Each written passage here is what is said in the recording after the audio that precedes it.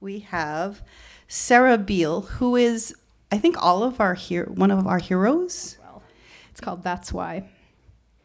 Her sister dances in the parking lot. Feet pound the pavement along with the rain. In jelly jars on the windowsill, small rocks wait in tap water. She can't remember why she started keeping them. The room folds. It's an envelope that keeps her for somebody's birthday.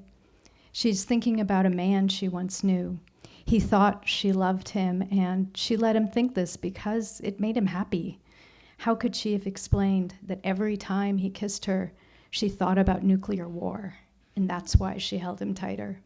It wasn't love, but fear of evaporation.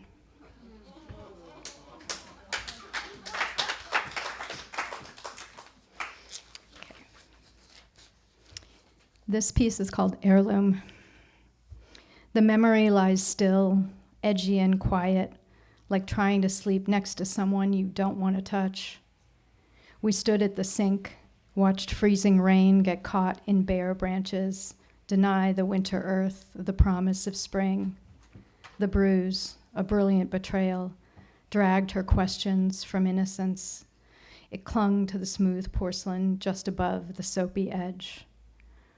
My words rolled clumsy from my lips. I softened them with sometimes.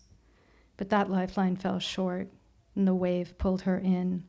Our voices low, dropped sodden questions into cloudy foam. Their answers rose, slick with shame. We were the same, she told me, crying a duet into dishwater. He's just like his father.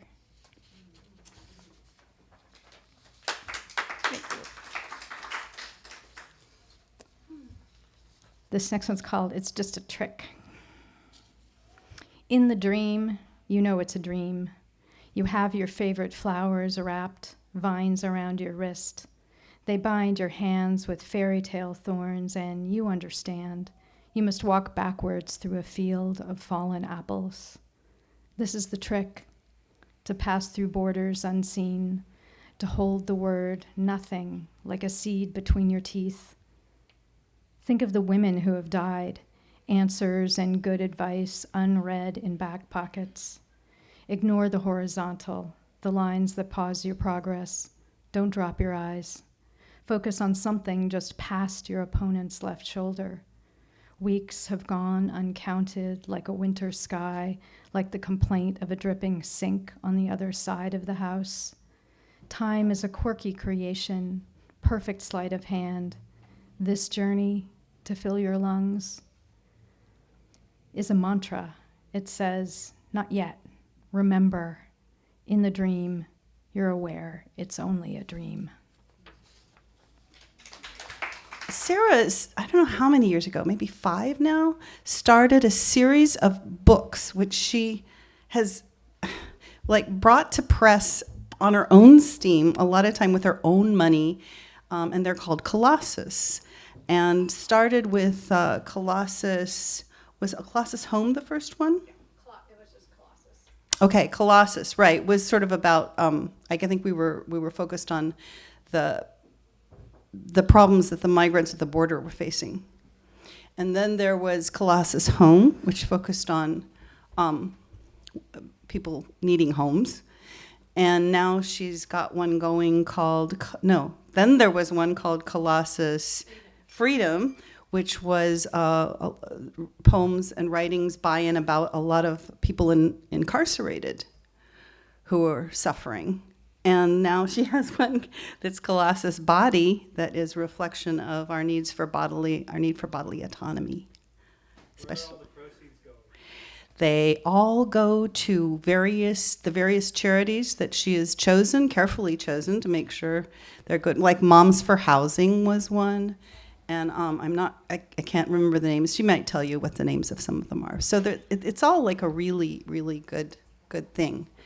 And I respect her greatly for that. And on top of that, she's a really great writer, and she has her first book coming out, I think this month or next month? This month. This is called Catch and Release, and it's dedicated to my friend Casey McDaniel. Last night, I dreamed of dogs barking, walked to the train with their echo chewing my nerves, trudged up from the underground, the cracked surface of this damp and toothy Tuesday. Our broken city looks its age.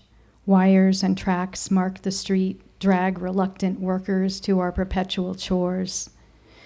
This industrious avalanche of time and memory fold, stretch with tectonic grace.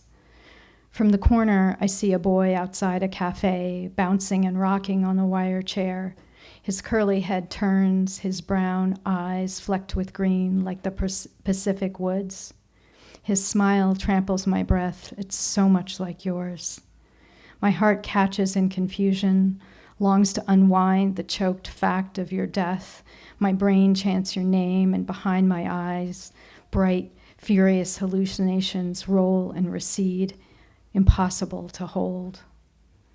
I wait for reality to settle back, to sink into the ache of your absence. Was that you? Did you break through?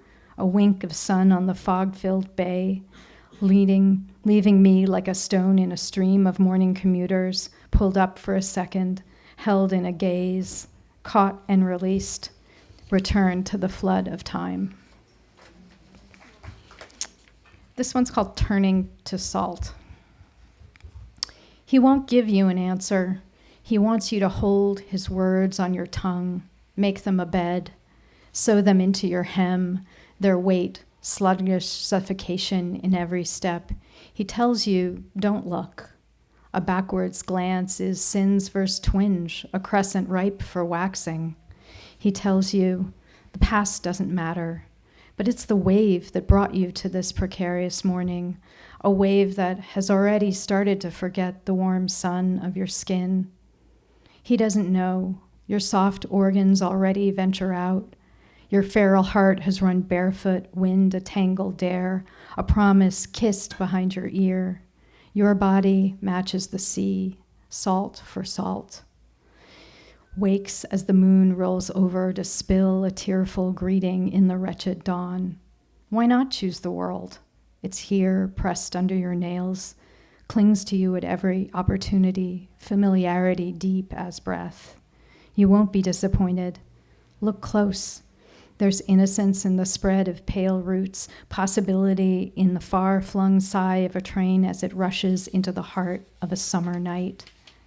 This is where you've always been going. Your voice has a natural drop, words like rain. It's okay to wonder, to slip along, to slide your hand into gravity's and grin as you fall. We still have maintained most of our rights over our bodies. There are other states that are really struggling, and a lot of people who are trying to live their lives in bodies that they are comfortable with, and we want to support them. So thank you. This next piece is called Unborn, and I wrote it after the Dobbs decision. So, Unborn. Unwanted, unlucky, unwed, unknotted, unscripted, unsaid, unburdened, unbidden, unbrushed, unbroken, unburied, unjust, unfolded, unfinished, unmade, unlawful, unbalanced, unpaid, unblemished, unaltered, unarmed, unbuckled, unbridled, unharmed, unbounded, unbuttoned, undone, unspoken, unwoken, unwon, uncommon, unstable, undressed, unquiet, uncertain, unrest, unwelcome, uncivil, unsaid, unlikely, uncommon, unread, unending, unable, untold, unopen, unsettled, unsold, unscripted, unrivaled, unworn, unbidden, unblemished, unborn, unseemly, unkindly, uncold, untitled, unsigned, unspoiled. Thank you. So I just have two more. This is my newest poem, and it doesn't even have a title yet. So, look, you all light, wobbly and sharp crows on uncertain wires, your notice wet, searching for shine, for a glimmer of meaning. So I offer you a peephole, a moment to fall headlong into the shadows where my heart eddies, where my flow shudders and breaks around immovable rock. There I bare my throat, invite your scavenous regard, deeper into this kettle, this messy humanity. I'm calling to the me, mirrored in you. I lay my faith all the way in, the slippery synapse of language. If my call sparks and catches, can you inhabit my words? Let my skin rest against yours, and for that handful of seconds, could we become a singular universe?